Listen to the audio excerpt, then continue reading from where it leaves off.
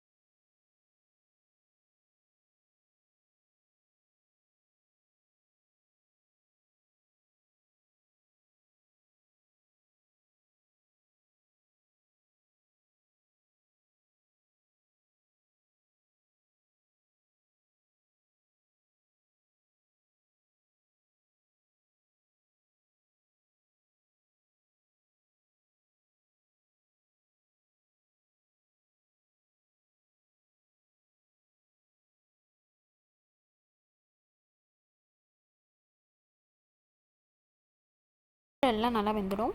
அதுக்கப்புறம் ஒரு நிமிஷம் கழித்து நீங்கள் எடுத்துட்டு நீங்கள் இந்த மாதிரி திருப்பி விட்டுக்கலாம். ஒரு 3 நிமிஷம் இதே மாதிரி திருப்பி திருப்பி விட்டு வேக வச்சா போதும். கீரை ரொம்ப வேக வேண்டியது அவசியம் இல்லை. ரொம்ப வேக வச்சோம்னா இதில் ஒரு கசப்பு தன்மை வந்துடும். கீரை சீக்கிரமே வெந்துடும். அதனால் ரொம்ப நேரம்லாம் வேக வைக்க வேண்டியதில்லை. இந்த மாதிரி ஒரு 3 நிமிஷத்துக்கு திருப்பி திருப்பி போட்டு வேக வச்சா போதும். பாருங்கள், தண்ணியெல்லாம் இதில் எதுவும் சேர்க்க வேண்டாம். ஏன்னா இந்த கீரை வேகும்போது இதுலேருந்தே தண்ணி வரும். அதனால தண்ணி நீங்கள் ஸ்டார்டிங்கே சேர்க்கக்கூடாது. அந்த தண்ணியிலே கீரை வேகும். அந்த கீரையிலேருந்து வர தண்ணியிலே கீரை வேகும். அதனால தண்ணி எதுவுமே ஆட் பண்ணாதீங்க. கீரை ஓரளவு ஒரு 70 to 80% வெந்ததுக்கப்புறம் தான் இதில் உப்பு சேர்க்கணும். முன்னாடியே உப்பு சேர்க்காதீங்க. பாருங்கள், இந்த அளவுக்கு வெந்ததுக்கப்புறம் தான் நீங்கள் இதில் உப்பு சேர்த்துக்கணும். ஆரம்பத்திலேயே நிறையா சால்ட்டு சேர்க்காதீங்க. கொஞ்சமாக சேர்த்து நல்லா கிளறி விடுங்க. அதுக்கப்புறம் உப்பு எவ்வளோ இருக்குதுன்னு பார்த்துக்கிட்டு அதுக்கப்புறம் தேவைப்பட்டால் நீங்கள் உப்பு சேர்த்துக்கலாம். ஏன்னா கீரைக்கு நம்ம உப்பு அதிகமாக போட்டோம்னா ஒன்றுமே பண்ண முடியாது. இப்போது நல்லா கீரை வெந்துடுச்சு. இது கூட நம்ம இடித்து வச்சுருக்க பூண்டு பல் சேர்த்துக்கலாம். இந்த பூண்டு பல் சேர்க்கும்போது இது ரொம்ப ஃப்ளேவர்ஃபுல்லாக இருக்கும். டேஸ்ட்டும் நல்லாயிருக்கும்.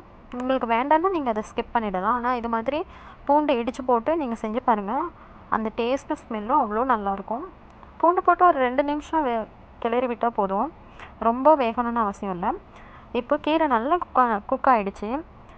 இது கூட இறக்கும்போது தேங்காய் பூ சேர்த்துட்டு நல்லா மிக்ஸ் பண்ணி விட்டுட்டு, தேங்காய் ரொம்ப நேரம் சூடாகணும்னு அவசியம் இல்லை. ஒரு நிமிஷம் சூடானாலே போதும். நல்லா மிக்ஸ் ஆனதுக்கப்புறம் ஒரு நிமிஷம் மூடி போட்டு மூடி வைங்க.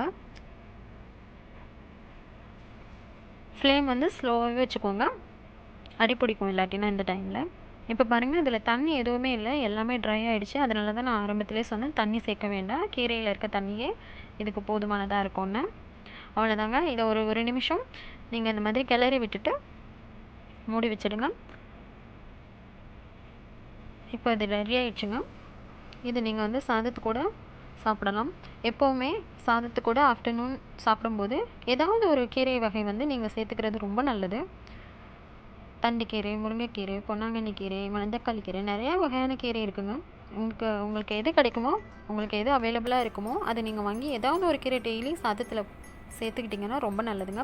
அவ்வளோதாங்க, டிஷ் ரெடி ஆகிடுச்சு. இதே மாதிரி சிம்பிளாக நீங்களும் சமைச்சு பார்த்துட்டு எப்படி இருக்குன்னு கமெண்ட்டில் சொல்லுங்கள். வீடியோ வாட்ச் பண்ணதுக்கு தேங்க்யூ.